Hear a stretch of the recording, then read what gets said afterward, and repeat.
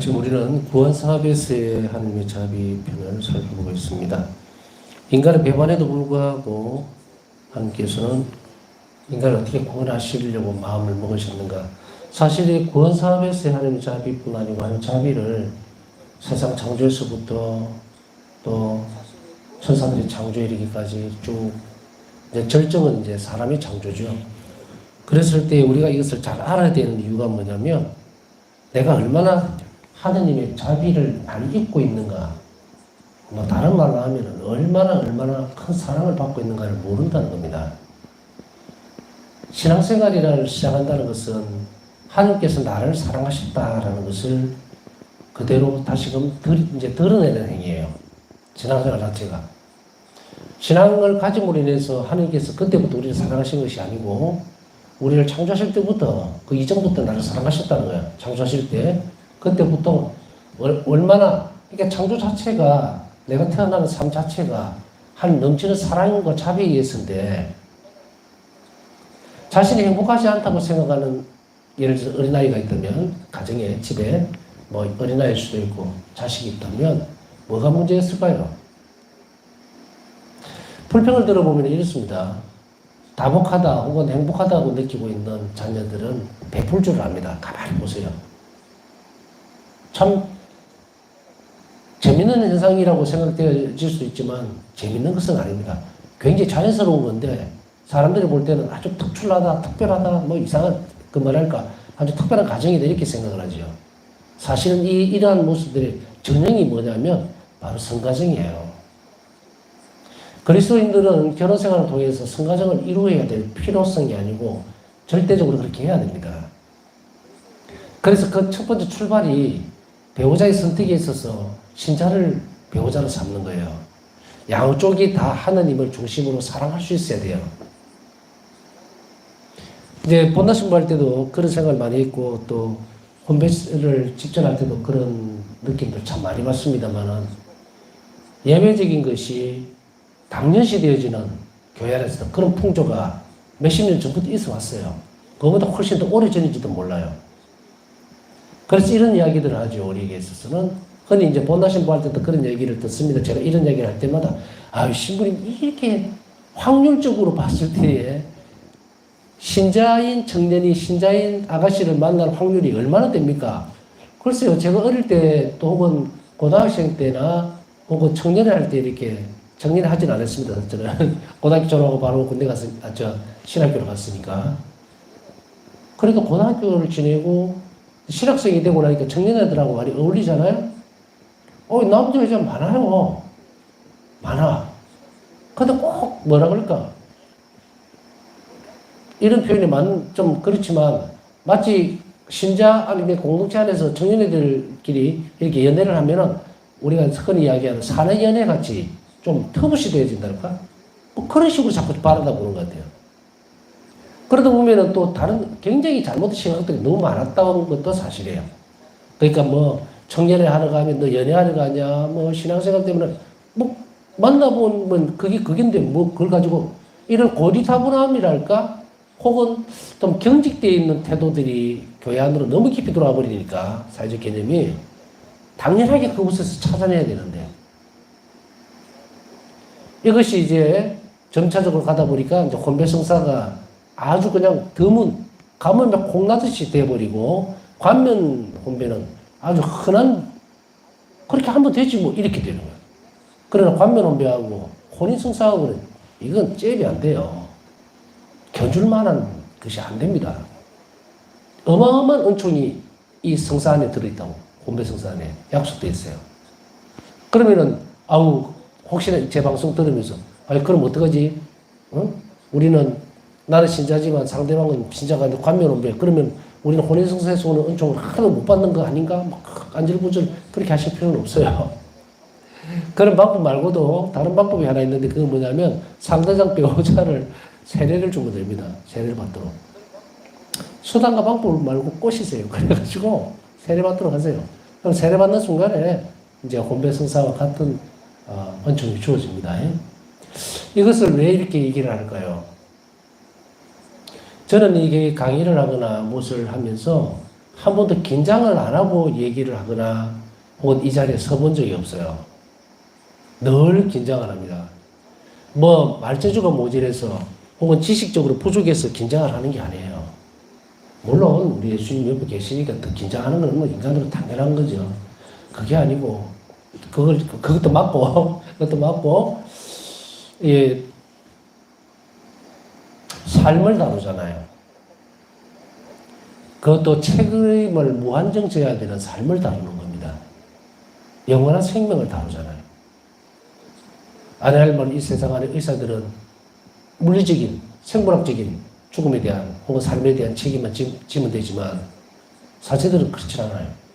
지금 이 시간이 그것과는 비교도 할 수 없을 만큼 상상을 초월하는 생명에 대한 이야기를 해야 합니다. 또 그리고 데려가야 돼요. 그만한 확신이 있어야 되고 그만큼 이끌어가는 성령 역사도 있어야 돼요. 그러니 아가 다르고 의가 다르란 말이 있죠. 지금 만약에 이 부분들에 있어서 많은 젊은이들이 교회 안에서도 혼인을 하기를 꺼려하고 멀리하고 책임감 문제 때문에 그 다음에 자녀 출산에 대한 문제를 고민한다면 제가 하는 이 말을 똑똑히 들어야 합니다. 우리가 태어날 때도 내 마음대로 태어난 거 아니에요. 그리고 우리 자비신심 안에서 우리는 뭘 살펴봅니까? 의탁과 자비의 태도에 대해서 배웁니다. 의탁하는 이에게 있어서는 자녀 출산과 결혼 문제는 하느님의 보살피심 안에 들어가게 돼 있어요. 내가 자식을 낳아서 키우는 거 아닙니다. 자녀는 하느님의 선물이에요. 선물을 주셨다는 것은 내가 인간적으로 충직하게 부모로서의 역할을 하려고 마음을 먹는다면 이 아이 교육 문제부터 시작해서 살아가는 모든 것들은 하느님이 책임져 준다는 이야기예요. 그것이 우리의 믿음이고 그 믿음이 없다면 그게 허물어진다면 우리는 사회의 편성에서 이렇게 허물어지는 거예요. 뭐 교육비가 얼마고 뭐가 어떻고 제가 말씀드린 이 내용대로 성가정을 이루고 또 혼인성사에서 살려고 한다면 계산은 우리가 하지만 지불은 하느님이 하신다고. 왜 그걸 모를까? 이것을 자꾸 비켜가니까 교회마저도 하느님 온전하게 믿고 따르는 것이 무슨 뭐 이상한 현상입니까? 그럼 의탁은 그냥 추상적인 거예요? 절대 그럴 수가 없어요. 이제 우리는 믿음이 살아있는 믿음임을 보여야 됩니다. 드러내야 돼요. 내 삶으로 드러내야 됩니다. 그것이 힘들고 어렵다 하더라도 두렵죠. 미래에 대해서는 누구나 두려워요. 그러나 하나님 때문에 그 희망을 가지는 거고 그리고 그것에 대한 것은 누가 보증을 해주는가? 그건 예수님의 생명으로 보증을 해준 거예요. 이것이 맞아 들어가야 됩니다.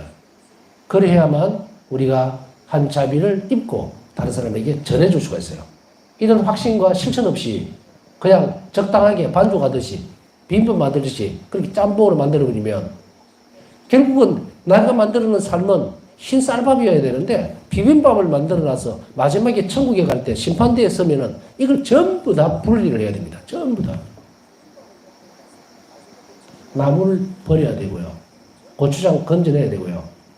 너무 매매 비벼갖고 아주 그냥 빨갛게 되어 있으면 다 씻어내야 돼요. 그걸 하지 말라는 겁니다. 이 땅에서. 하나님 자비는 마지막으로 권고를 하고 있는 거예요. 이렇게 하지 마라. 아마도 저출산 문제나 이런 걸 제가 다루는 거 아닙니다. 전문가도 아니고. 전문가가 뭐 있습니까? 하느님 계시면 되는데. 그러나 늘 두려운 모험이 따라오게 되어 있어요. 그러나 원론적인 원칙적인 것은 진리입니다. 그것에서 출발한다면 우리는 이 교회 안에서 새로운 생명들을 양육해 나갈 수가 있죠. 자, 제가 무슨 뭐 다른 방향성을 제시하고자 하는 것은 아닙니다. 이 뿌리가 결국 한 자비를 많이 알므로 인해서 우리 각자의 지금 삶에 있어서 보면 한 가지 한 가지 어떻게 해결해 나갈 것인가 길이 이 안에 전부 다 들어있다는 이야기예요. 그것에 근간이 되는 것은 의탁과 자비라는 거예요. 이것만 있다면 뭘 두려워하고 계획하고 세우고 글쎄요. 항상 하는 이야기지만 제가 뒤를 돌아봤을 때도 내가 신부가 되고 싶어 된 거가 그렇진 않아요. 원인은 있을지라도 어떻게 해서 신부가 되고 어떻게 살아왔는지도 몰라요. 그냥 하루하루 하나님이 이끄시는 대로 가야지라는 것밖에 계획을 세울 수가 없다는 이야기입니다. 우리 힘으로 아무것도 할 수 없어요. 오로지 그 시간에 하나님께서 그걸 해내실 수 있도록 내가 시간을 비워드리는 수밖에 없어요. 그렇잖아요. 여러분이나 저나 고민한다고 한 시간이든 단 1초도 시간, 생명을 연장 못합니다. 다 알잖아요. 그런데 왜 유독 이것이 딴 데 가면 다 뭉개지느냐고. 이게 의탁의 부족 때문에 그래요. 다리는 아주 가느다란데 상체는 100kg의 거구라면 어떻게 됩니까? 걸을 수 있겠어요? 못 걷습니다, 절대. 부러집니다. 부러져요. 알잖아요, 우리가. 건강이 되는 것이 튼튼해야 모든 것이 다 나오는 거예요. 모든 것이. 그렇다면 우리가 이런 시간들을 통해서 볼 때 권사하면서 하는 자비는 제가 또 다시 돌아간다면 뭘 얘기하고 싶은 거냐. 자, 이렇게 우리 삶이 풍요롭다. 척박하고 고통스럽고 이거 아니다. 하느님을 위해서 내가 풍요로워야 되고 내 삶은 평화로워야 돼요. 그렇게 되려면은 많이 알아야 되겠죠. 그래서 아까 얘기했던 그지로 다시 돌아와 볼까요? 부모가 이제 자식이 부모에게 정말 난 불평이 있어요. 난 불만이 많아요. 나는 사랑을 잘 못 받고 자랐어요. 라고 할 수 있을 때, 혹은 왜 이렇게 키울 바에는 나를 왜 낳았어요? 라고 얘기를 한다면 굉장히 난감해지죠, 부모로서는. 어떻게 할 겁니까? 이렇게 얘기할 겁니까? 얘야, 나는 너를 참 차도 포르쉐 같은 이런 거 엄청난 차도 태워주고 싶고 집도 100평짜리 집을 지어서 그렇게 해주고 싶었는데 능력이 안 되고 뭐가 안 돼서 사실 그렇게 해주고 싶어서 너를 하는데 내가 능력이 안 돼. 이렇게 할 겁니까? 안 되죠. 우리 힘으로는 안 돼요. 그러나 우리가 하느님에게 의탁하고 딱 부모가 거기서부터 흘러내려 보낸다면 이 아이에게 흘러가는 것은 뭡니까? 하느님의 엄청난 능력과 자비가 흘러들어가는 거예요. 그랬을 때 이 아이는 작은 것만 줘도 굉장히 큰 행복을 느낄 수 있도록. 그래서 부모가 나를 행복하도록 하기 위해서 나를 낳았구나 라는 것을 알게 되죠. 부모들 마찬가지죠. 부모가 서로 행복해서 서로에게 자비로운 모습을 보며 자녀들이 보면서 내가 저 두 분이 누리는 그 자비로움, 그 아름다움, 그 사랑에 나를 동참시키기 위해서구나. 그래서 내가 부모를 볼 때 너무 나도 기쁘고 따뜻하고 행복하고 이걸 느낄 수 있다면 자기가 왜 태어났는지 본질적으로 알게 되죠. 이거란 말이에요, 이게. 하나님께서 우리를 창조하셨던 것은 내가 왜 이래요? 이렇게 반항적인 그런 걸 이야기한 것이 아니고 내가 참으로 너에게 원하는 것을 잘 들어줬으면 좋겠다라는 거예요. 그것이 뭡니까? 의탁하고 이웃에게 자비로운 것. 자, 그래서 이제 대장정이 시작이 됩니다. 하느님은 내가 너에게 자비에 대해서 내가 너에게 베풀고 있는 자비가 어떤 것인지 자, 가르쳐 줄 테니까 잘 듣거라 해야 하고 쫙 펼쳐놓는 중에 구원사만으로 들어왔죠, 지금. 그러면 이 구원의 역사 안에서 하느님께서 나를 이렇게 창조해 주셨다면 내가 지금 어려움이 있고 힘들고 또 뭔가 할 수 없는 가깝스러운 모든 것이 이렇게 올가매져 있을 때에 내 신세를 한탄한다? 이거 말이 안 되잖아요. 그때 우리는 예수님께 달려가야 되겠죠.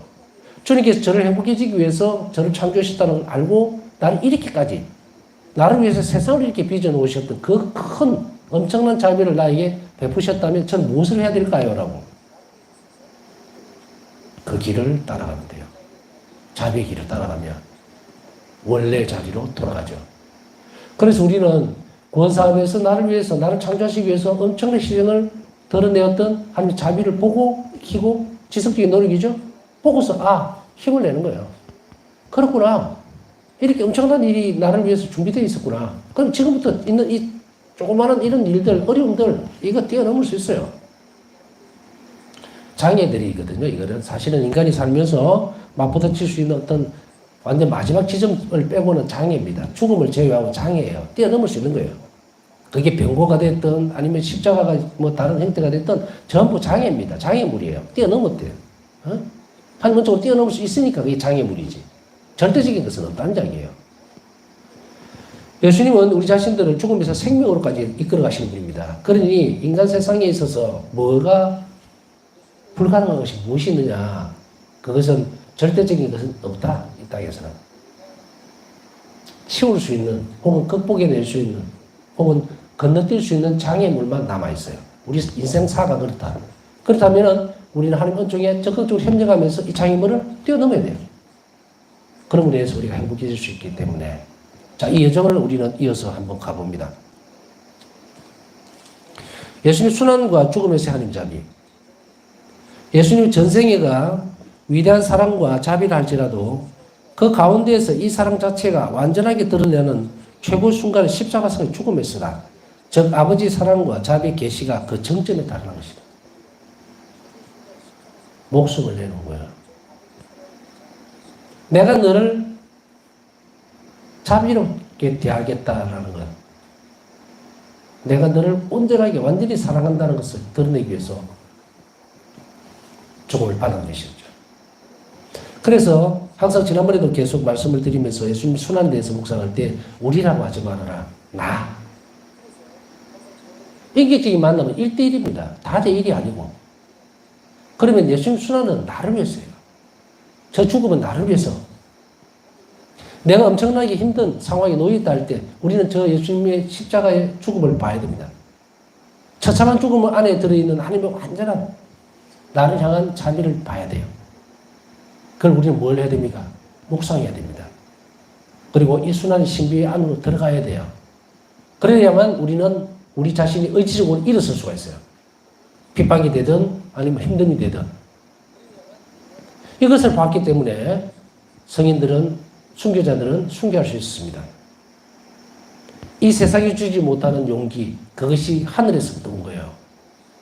우리가 흔히 이야기하는 은총이라고 얘기하지만 이거는 인간이 겪을 수 있는 최고의 하나님의 조력 은총입니다. 순교를 당한다는 용기는요, 인간, 하느님과의 관계를 조금 이렇게 간격을 두고 인간 자체만으로 봤을 때 절대로 이루어질 수 없는 부분입니다. 없는 부분이에요. 순교의 모습 들어보십시오. 순교의 모습 들어볼 때 처참함을 보지 말고 은총의 다양한 형태를 우리는 살펴봐야 됩니다. 연령대도 틀리고 성별도 다르고 전부 틀립니다. 그곳에서 보면 로마 시대 때 순교 때 그때에 화형당했던 수없이 많은 사람들 가로등같이 묶어놓고 기름 뿌려서 밤에 불 붙여서 가로등 대신 그리스도인들을 학살이죠. 학살. 사자먹이로 던져주는 건 양반이에요. 뭐 양반이라는 말은 좀 어폐가 있습니다만은 산채로 태워 죽인 거예요. 이 순교가. 우리나라 역사들만 보더라도 마찬가지잖아요. 저도 어린데 순교 성지에 성사주로 갑니다만은 거기 가면 몇 가지 형구가 있어요. 형들이. 그거 보면은 생각이 참 많이 듭니다. 은총의 순간이란 바로 이것이 아닌가. 순교는 완전한 은총이다. 그러나 순교하겠다는 그 용기는 어디에서 났을까? 그것은 하나님께 대한 극진한 사랑인데 그 사랑이 인간적으로 끌어내줄 수 있는 사랑일까? 아니면 부어지는 사랑일까? 제가 봤을 때는 후자입니다. 초자연적인 사랑이 극에 달하게 부어졌기 때문에 그 사랑이 신적 사랑으로 바뀌어버린 거예요. 그래서 주님만을 바라게 되겠죠. 엄청난 초인적인 용기가 그곳에서 드러납니다. 이 부분들은 바울사성의 일기에서도 드러납니다. 그냥 이루어진 것은 없어요. 성인들이 그냥 갑자기 어느 날 성인이 됐다, 순교자가 됐다, 아닙니다. 바울사성에도 당신 일기에서 보면 기도의 내용들이 여러분들하고 나누는 그 앞에서 기도 같이 바쳤잖아요. 거기 보면 바울사성의 굴기도 보면 저도 가끔씩 머리가 혼란스럽거나 자꾸 생각이 꼬여버릴 때는 그런 기도를 바칩니다. 화살 기도로라도 주님 제 정신을 털어놓여 주십시오. 저 하늘로. 하늘께 향할 수 있도록. 정신이 땅바닥에 붙이지 않도록. 그래서 세상적인 것에만 골몰하고 그것에 빨려 들어가야 한다. 우리가 정신 팔린다는 말 하잖아요. 그거 당연합니다. 뭐 재미나고 이런 거 있으면 그 정신 팔리게 돼 있어요.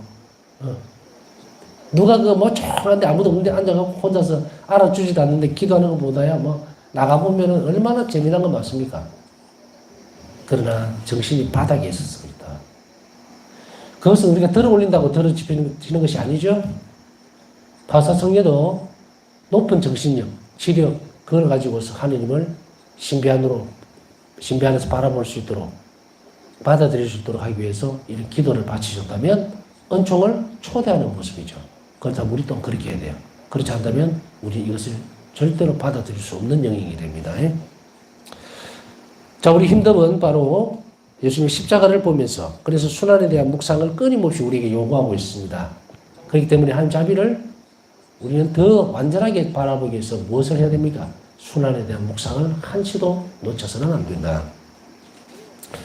자, 십자가석의 죽음이 무엇을 의미하는 것일까? 먼저는 아버지의 사랑입니다.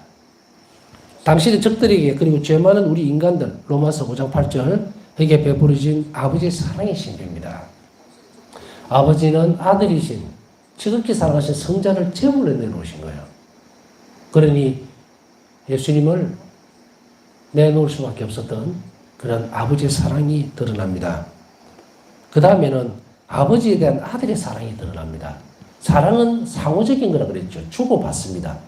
특히 삼일체의 사랑은 뭐 우리 입에 담기도 민망할 정도죠. 그 사랑이라는 것이. 그 완전한 신적 사랑 안에서 성자를 이 못난 인간들, 보자면 정말 쓰레기 같은 인간들이지, 존재들이. 먼지와 같은 존재. 이 제가 쓰레기 같다는 것은 인간을 비하자는 의미가 아니고 하나님 없이는 그렇다는 이야기예요.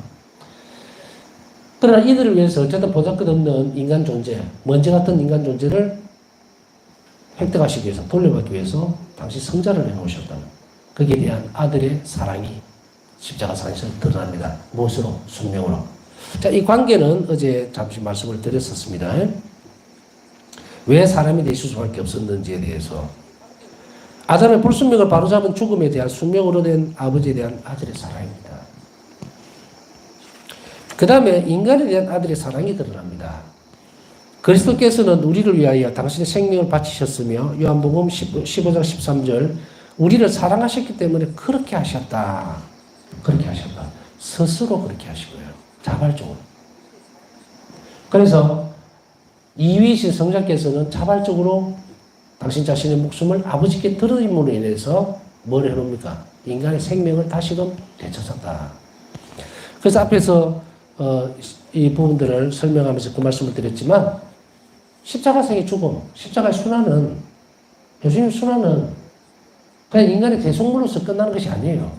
가치의 문제는 자비다. 대속물이라면 맞바꾸는 거잖아요. 그럼 끝이에요. 관계가 형성이 안 되죠. 자비는 관계의 문제거든요. 그렇기 때문에 우리는 하나님의 무한한 자비 안에서 죽음을 받아들이신 거예요. 인간에 대한 자비 때문에. 그렇기 때문에 우리 죄 때문에 이렇게 하면 굉장히 편협적입니다. 죄만 용서해주면 뭐예요? 죄만 용서해주면 뭐예요? 다시금 사랑을 부어줘야 되는데, 하나님과 관계가 이어져야 되는데, 당신 생명을 줘야 되는데, 이래 되죠. 그래서 이것이 편협화된다면 우리가 그리스도에 대한 자비를 이해하지 못한다. 이해를 못하니까 못 따라가는 거예요. 묵상할 것도 없어. 그러니까 내가 얼마나 귀한 존재인지도 몰라. 그러니까 가서 예수님한테 원망이나 하고. 이제 부모님들도 자식이 와서 왜 나를 낳았어요? 라고 물으면 당당하게 얘기하세요. 난 너를 사랑했고 그리고 너를 자비로 낳았다. 하느님이 나를 그렇게 낳았기 때문에. 그래서 하나님 사랑하는 네가 자라기를 바랐기 때문에 그렇게 낳았다. 책임도 못 질 거면서 뭐 재산도 없고 그거는 하늘에 계신 아버지한테 가서 달라 그래라. 다 돌리면 돼요. 웃을 일이 아니고 맞다니까요. 거기 가서 청해라. 그것을 가르치는 게 신앙교육입니다. 신앙교육이 삐뚤어져 버리면 할 말이 없게 돼요. 우물쭈물합니다. 왜 부모들이 당당하게 얘기를 못해요? 물론 안 그런 분들도 많이 있겠지만 또 그런 아예 우물쭈물 안 하는 경우도 많을 수도 있어요. 요즘 먼저 대화를 안 하고 사니까. 그러나 본질적으로 그런 질문이 된다면 그렇게 답하시면 정답입니다. 예수님께서는 친히 이런 죽음을 수락하셨을 뿐만 아니라 놀랍게도 그분은 인간에 대한 하나님의 사랑이 얼마나 크신가를 보여주시려고 이것을 열망을 하셨습니다. 어떤 걸 열망하셨을까? 죽음을 수락하셨고 그 다음에 성사를 세우시고 해서 어떻게 됩니까? 당신 자신까지 주신 거예요. 그렇기 때문에 아까 얘기했듯이 순환은 단지 속죄 개념으로만 받아들이면 큰일 납니다. 대속물로서의 개념으로만 받아들인다면 십자가상의 죽음의 결과가 뭐로 나왔습니까? 성사의 탄생이에요. 교회의 탄생입니다. 성체로서 당신 자신을 우리에게 주시고자 하는 거예요. 이게 하나님 자비예요. 그러니까 이것이 하나로 묶어져야지 떨어지면 안 된다는 얘기예요. 그러니까 이것을 잘 살펴볼 때에 예수님 순환이 얼마나 엄청난 것인지에 대한 것을, 그리고 얼마나 인간을 완전히 바꾸어서 당신 자신으로 변화시키기를 원하셨는지 그것을 살펴봐야 됩니다. 그래야만 제대로 신앙생활을 할 수 있고 성체성사를 할 수 있는 거고 성체조배를 할 수 있는 거고 그렇게 해야 되는 거예요. 이런 거 개념 없이 아무 생각 없이 성체조배만 뭐 한다고 그 성체 앞에서 백날 앉아있으면 뭐예요? 아무도 모른다고. 응? 맹통맹통하니 앉아있는 거예요. 물론 안 그런 분들이 더 많으리라고 우선 생각하지만 그 풍요로움이 더 깊어지기 위해서, 그러기 위해서는 하나님의 특별한 은총이 필요하다는 것도 우리는 인정할 수밖에 없어요. 그렇기 때문에 바우사 성령에게 있어서도 예수님은 지난번에 순환에 대해서 늘 얘기했지만 허락하셨다 그랬잖아요. 바우사 성령가 당신 자 순환의 신비 안으로 들어오는 것을 허락하셨다. 그럼 여러분들은 저는 예수님 허락을 받았습니까? 우리가 예수님 순환의 신비를 깊이 못 들어가는 이유는 이거예요. 그럼 뭘 청해야 됩니까? 이걸 청해야죠. 설마 뭐 예수님이 뭐 사람 차별하시겠습니까? 바우사 성령 모범을 따라서 간다는데 우리가 하나님을 더 사랑하고 싶고 더 깊이 알려면 반드시 이 과정들을 거쳐가야 돼요. 그냥 아무 데나 앉아있다가 뭐 성서 몇 줄 더 읽고 성서 공부 좀 더 한다고 해서 하나님 은총을 부어준다? 천만에요. 그런 법은 없다. 그래서 예수님은 바우사 성령의 순환 신비에 대해서 네가 먼저 적극적으로 움직이라는 이야기예요. 그러면 내가 그 신비를 부어주겠다는 건데 이것이 우리에게 있어서 걸어가야 될 중요한 지침이면서 길이 됩니다. 일기 1747번 보면 예수님은 더 큰 무언가를 열망하셨는데 그것이 무엇일까 하고에 대해서 얘기를 하고 있습니다. 하느님, 당신께서는 한 말씀으로 전 세계 수천을 구하실 수 있으셨습니다.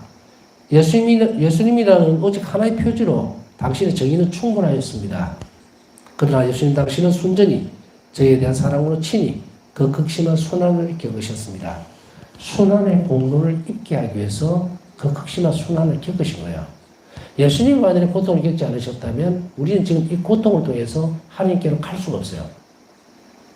이 고통이 성화되지 않으면. 그러나 인간이 겪을 수밖에 없는, 그리고 죽을 때까지 빠져나오지 못하는 이 고통을 예수님이 지고 가심으로 인해서 이 고통이 우리에게서 떨어져 나간 거예요.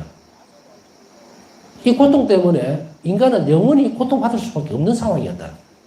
그런데 예수님이 직접 하나님께 사람이 되셔서 그 고통을 병고를 지고 가심으로 인해 가지고 이것이 우리에게서 완전히 저주가 아닌 축복으로 떨어져 나가 버린 거예요. 그렇게 함으로 인해서 고통은 영원하게 가지 않는다. 바뀌어버린다.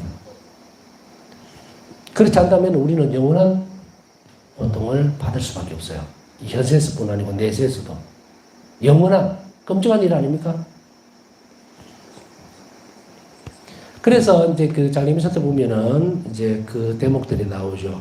이제는 고통도 눈물도 없는 그곳 예수님께 가는 거죠. 천국에 그 삶에 대해서 노래하고 있듯이 그거예요. 그것은 아무것도 없다. 행복만 있다. 하느님과의. 자, 이것이 예수님께서 순환을 겪지 않으셨다면 우리에게 그대로 남아있어요. 그렇기 때문에 이제는 이 고통이 의미 자체도 완전히 바뀌고 그리고 가치도 바뀌어버렸다. 그리고 그것으로서 고통으로서 예수님과 결합되고 일치될 수 있는 길로 연결되어 버린 거예요. 그래서 우리는 고통을 겪음으로 해서 예수님 점점 닮아가는 것이에요. 그리고 또한 우리는 이 고통을 통해서 무엇을 할 수 있다? 영혼이 정화됩니다. 굉장히 특별한 정도를 거기다 부여를 하신 거예요. 그렇게 함으로 인해서 우리가 예수님을 더 순수하고 온전하게 모실 수 있는 거예요. 그래서 고통이 영혼을 정화시키기 때문에 우리는 어린아이같이 영혼이 될 수가 있어요. 고통을 겪지 않는 영혼은 예수님을 닮지 못합니다. 그렇기 때문에 이 부분은 뭐 제가 굳이 설명 안 해도 여러분들이 거짓 나자로에서 알 수 있잖아요. 복음은 분명히 이야기하죠. 너는 현세에서 많은 것을 누렸지만 나자로는 모든 것을 잃었다. 아무것도 누리지 못했다. 그러니 너는 지금 거기서 고통을 당하는 거고 이제 영원한 행복은 나자로가 누리고 있는 거다. 너는 그것을 다 겪을 때까지 이게 못 넘어온다. 이제 이것에서 우리는 얼마나 큰 희망과 그리고 기쁨을 발견해야 되는지 잘 알 겁니다. 그런 인간은 약하기 때문에 이런 것을 아시고서 예수님은 당신 자신을 뭐로 성체습사로 남겨놓으신 거예요. 그래서 성령체로서 우리 안에 오시는 예수님이 활동을 하실 수 있도록 우리가 하나님께 당하고 이웃에게 자비로운 태도를 계속 이어간다면 우리가 변화가 됩니다. 그렇게 돼야 돼요. 그래 올바른 정신과 올바른 의지로서 하나님을 섬길 때 이제 내가 예수님을 만나서 너무 기쁘구나, 행복했구나. 그리고 내 앞일에 대해서 걱정을 안 해요. 왜냐하면 주님의 안배가 늘 같이 있다는 것을 그때 깨닫게 되니까. 이것 없이는 이게 실행하지 않는 사람은 아무도 못 느낍니다. 그냥 머리로만 이해해갖고 천만에요. 그것을 차곡차곡 쌓아가면 이제 우리의 그 안에서 정말 기다리고 있는 예수님, 내 영혼 안에서 활동하시는 예수님이 그 예수님을 존재시켜버리니까 내가 예수님을 만날 수 있게 된다는 이야기입니다. 예수님 부활했어요. 하나님의 자비로우신 하나님께서는 그분을 새로운 생명으로 옮기셨습니다. 십자가에 못 박히셨던 그분은 살아계시며 하나님 안에서 우리를 위해 이제 살고 계신다. 예수님은 신성과 인성을 같이 가지고 계시기 때문에 하나님께서 이제는 인간을 위해서 우리를 위해서 살고 계신다는 이야기입니다. 즉 우리를 위해서 최상의 사랑의 중재를 하신다. 자, 예수님이 이제 성부 옆에서 계속해서 인간을 변호하고 계시는 거예요. 자비로 도와달라, 이끌어달라, 은혜를 베풀어달라. 왜? 당시 순환을 다 겪었으니까. 그래서 성부께서는 인간을 볼 때에 죄를 볼 때도 예수 순환을 보고서 보게 되는 거예요. 그러니까 우리가 예수님 순환을 보시고라고 자꾸 얘기를 해버리니까 아버지께서는 그 말씀에 더 무게를 주는 거예요. 우리 죄보다. 그래서 우리가 자비로 심판을 받을 수 있는 겁니다. 그런데 기도를 하지 않고 한 자비를 처하지 않으면 그 기도 소리가 이제 제가 표현을 합니다. 기도 소리가 안 들리니까 아버지는 뭐만 보느냐면 우리가 저지른 죄만 자꾸 보는 거예요. 어떻게 됩니까? 정의로 심판할 수밖에 없죠. 우리가 자비를 청하지 않으니까 예수님도 뭐라고 중간에서 중재를 할 수가 없어요. 아예 안 하니까. 그러니 얼마나 중요한 것인지 아시겠죠? 자비를 청한다는 것이. 자비를 베푼다는 것이. 자, 이러한 하나님 원하신 자비의 덕택으로 첫 번째는 극악한 비참을 불러일으키는 죄의 결과들이 바로 잡혀졌습니다. 제자리를 찾아 들어갔다는 이야기죠. 그 다음에 인류는 다시 얻어졌으며 하나님과 연합되었다. 인류는 아까 사람을 다시금 얻기 위해서라고 표현을 썼습니다. 제가 얻었어요. 그래서 이제 하나님과 연합해서 사랑 안에 살아갈 수 있다. 양자 개념이라고 또 설명을 해드렸습니다. 그 다음 이미 이 땅에서 인류는 하나님의 생명의 음식, 성체를 함께 먹는 기쁨을 찾기 시작했다. 자, 이미 이 땅에서부터 성체로서 하나님과 결합되는 기쁨을 누리고 있다. 자, 이제는 연말 결산하듯이 마지막 때에 그것을 이 땅에서 있었던 모든 공과에 대해서 결판을 내는 것이 심판이 아닙니다. 그래서 여기서는 막 쭈그려져서 상으로 내생하면은 뭐 괜찮을 거야, 견뎌내. 그거 아닙니다. 여기서부터 행복하지 못한 사람은 천국으로 못 갑니다. 왜냐하면 연장선이에요. 못 간다는 단언을 할 수는 없습니다. 물론 한 자비가 있기 때문에. 그러나 일반적으로 보자 이거예요. 부활의 기쁨을 여기서 누리려면 천국에서도 같이 누리게 되는데 여기서 못 누렸는데 거기에서 누리라는 부분은 없다는 그런 의미예요. 그러니까 이 땅에서부터 우리가 이탁하고 자비롭게 이웃을 자비롭게 대함으로 인해서 뭐다? 이 땅에서부터 예수님을 모시고 살면 영원한 삶이 같이 옮겨간다는 그런 뜻으로 이해를 하시면 됩니다. 예, 남은 시간 묵상하면서 오늘도 기도 청하신 분들 많습니다. 한 자비로 원인들이 이루어지기를 함께 기원해 주시기 바랍니다.